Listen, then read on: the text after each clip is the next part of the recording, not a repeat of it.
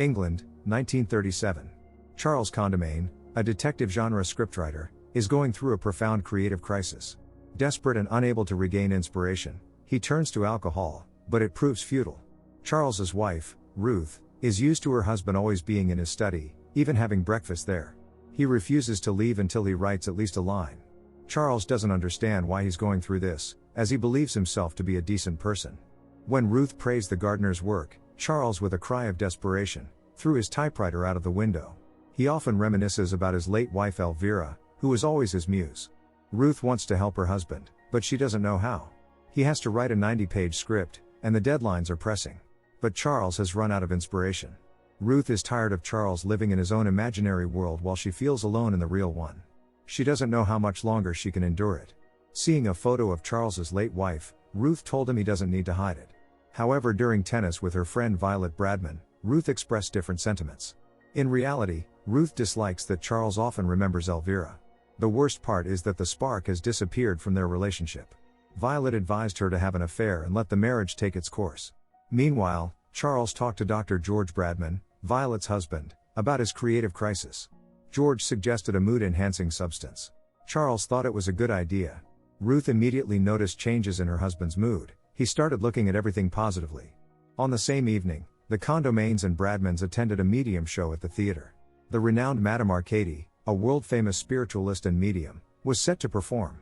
George considers all of this primitive superstition. The host Mandeep Singh announced to the audience that now each of them would be convinced that an afterlife exists.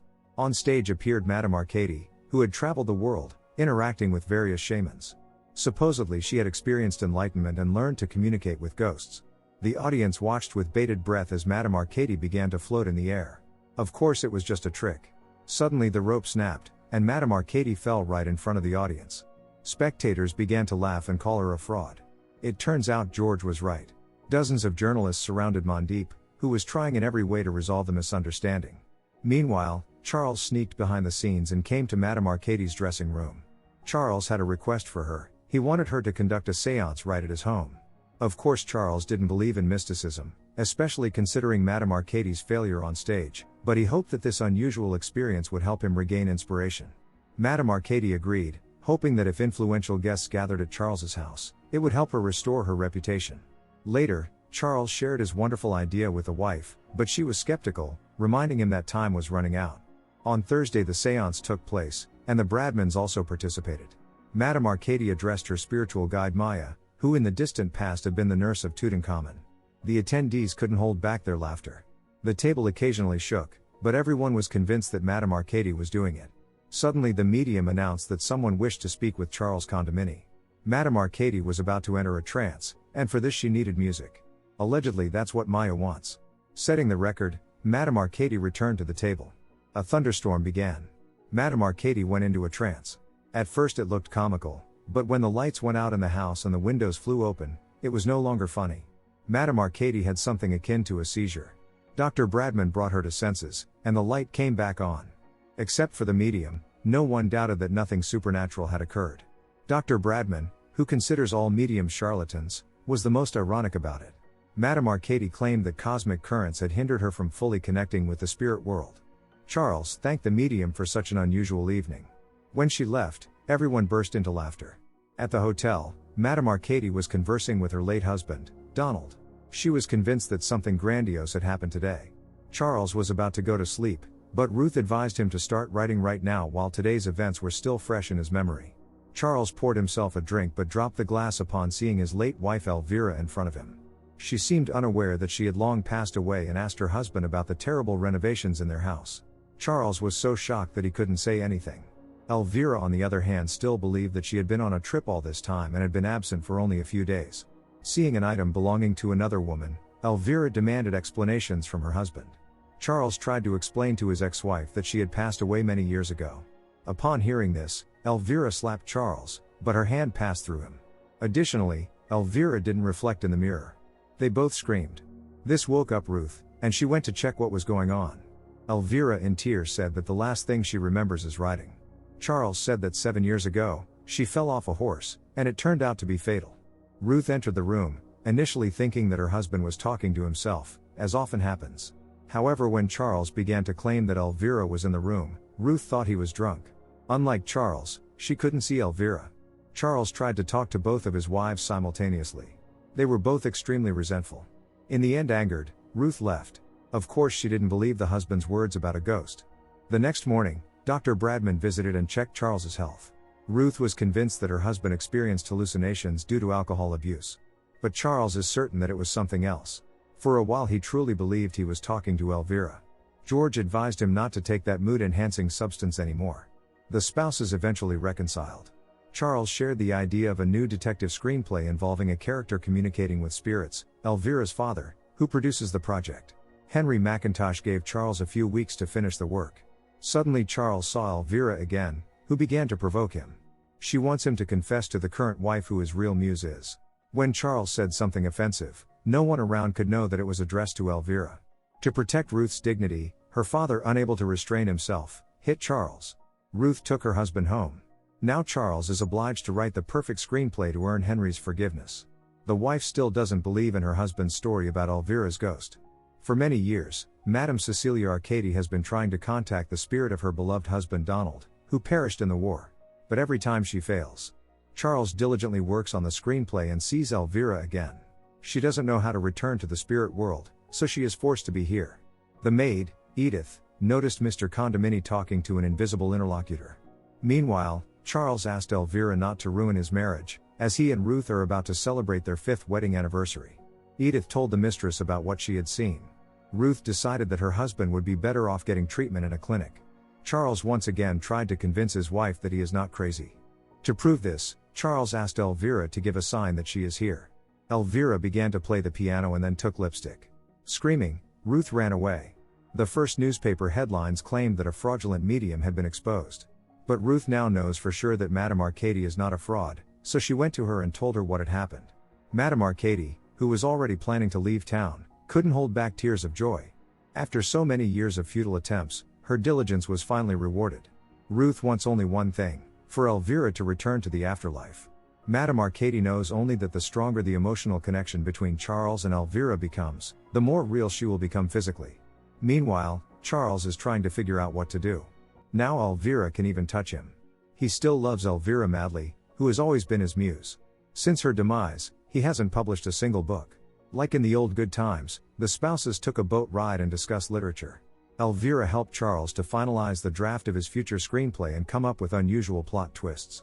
Madame Arcady confessed to Ruth that she has no idea how to send Elvira back. The woman had personal reasons for communicating with spirits. Now Madame Arcady intends to leave town and continue what she started. Ruth begged her not to leave them in this situation. She is even willing to cover Madame Arcady's hotel stay and all expenses until she finds a way to send Elvira back to the spirit world. Meanwhile, Charles and Elvira continue working on the screenplay. When Elvira got tired, she suggested they go into town for a drink. At the bar, the waiter was surprised that Charles ordered drinks for two. Elvira told her husband that she missed him more than life itself. He missed her just as much. After Elvira's passing, his heart was broken.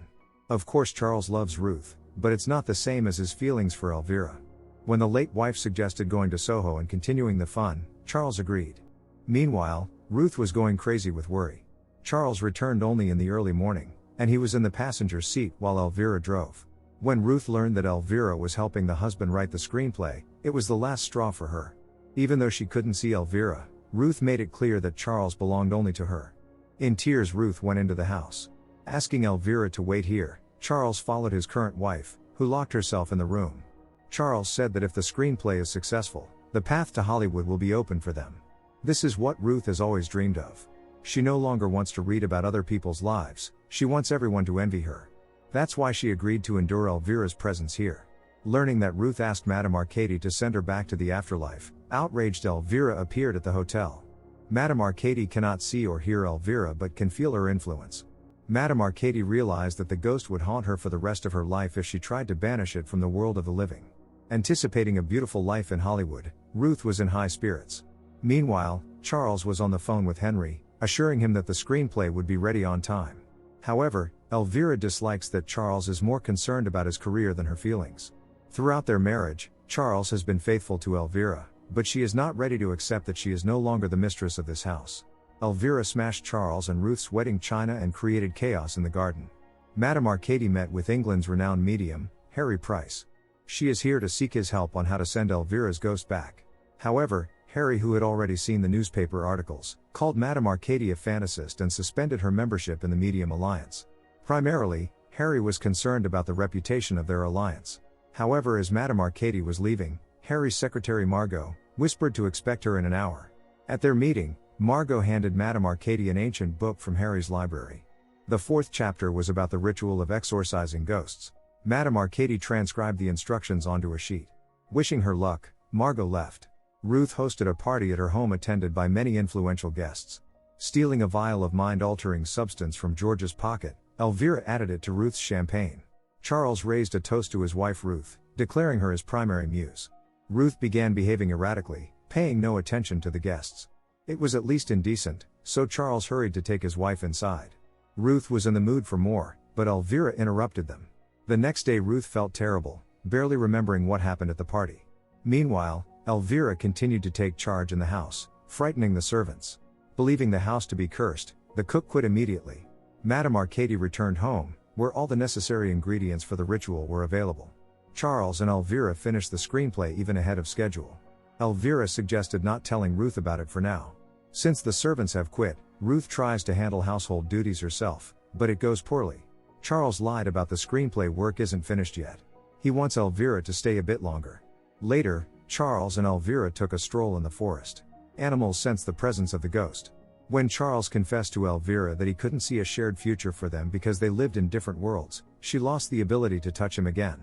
It turns out that the wedding vow of eternal love was just beautiful words. However, Elvira is not willing to give up easily.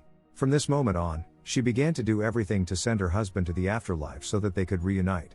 Ruth told her husband that Elvira is dangerous, so they must exorcise her from the world of the living as soon as possible. The problem is that Madame Arcady moved out of the hotel yesterday, and they have no idea where to find her. Meanwhile, Madame Arcady is gathering all the necessary ingredients for the ritual. The spouses removed all heavy and sharp objects from the room. Charles finally confessed to his wife that he had finished the screenplay. Throughout the night, Madame Arcady prepared the concoction.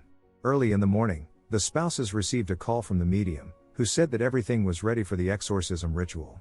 Edith, the only remaining member of the servants, was instructed to look after Charles. Ruth went urgently to fetch Madame Arcady, unaware that Elvira had damaged the brakes on the car the day before. Ruth drove off a cliff and perished.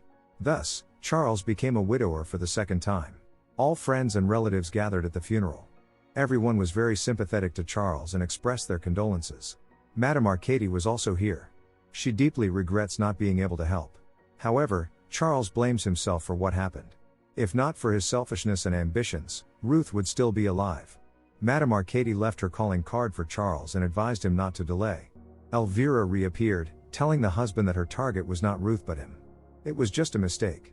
In a fit of rage, Charles began to chase his late wife around the entire garden. Seeing this, the guests assumed he had gone mad.